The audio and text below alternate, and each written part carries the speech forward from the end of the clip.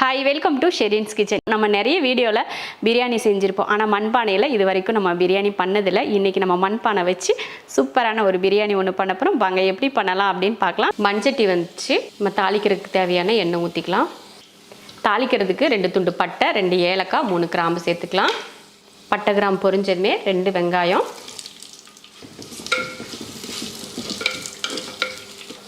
ஒரு 2 ஸ்பூன் அளவுக்கு இஞ்சி பூண்டு பேஸ்ட் போட்டுக்கலாம்.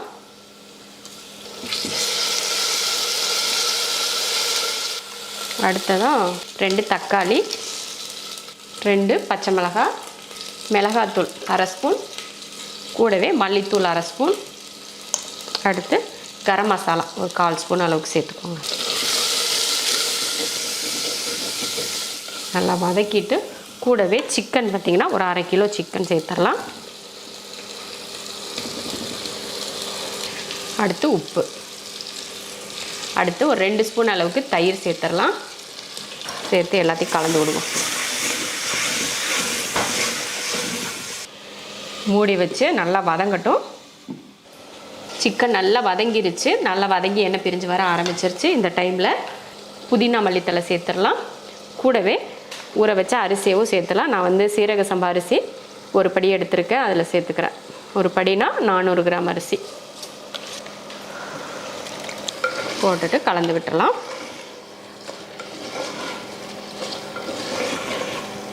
கலந்ததுக்கப்புறமா தண்ணி, இந்த படியில் தான் ஒரு படி அரிசி சீரக சம்பா அரிசி எடுத்தேன். இதில் தண்ணி சேர்த்துக்கலாம். 1க்கு 1.5 தண்ணி ஊற்றிருக்கேன். கூடவே கொஞ்சம் லெமன் புழிஞ்சிடலாம்.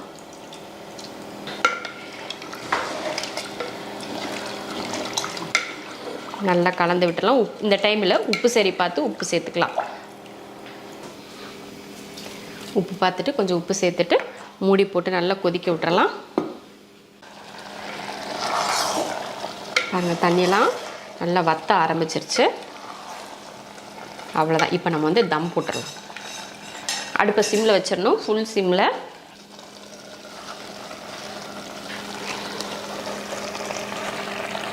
நல்லா வாழை இலையை போட்டு மூடி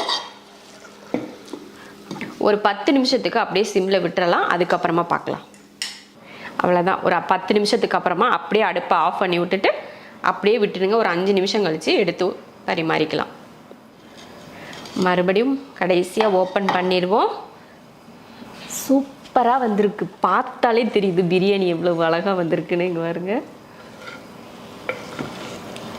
அடிப்பிடிக்கவே இல்லாமல் ரொம்ப அருமையாக பிரியாணி வந்திருக்கு. நார்மலாக நம்ம பிரியாணி பாத்திரம் வச்சு செஞ்ச பிரியாணியை விட சூப்பர் பக்குவமாக இருக்குது. அருமையான ஒரு பிரியாணி சூப்பராக ரெடி ஆயிடுச்சு. இதே போல் மண் சட்டியில் நீங்கள் பிரியாணி செய்யணும்னு ஆசைப்பட்டீங்கன்னா இதே மெத்தடில் இதே பக்குவத்தில் செஞ்சு பாருங்கள். சூப்பராக இருக்கும்.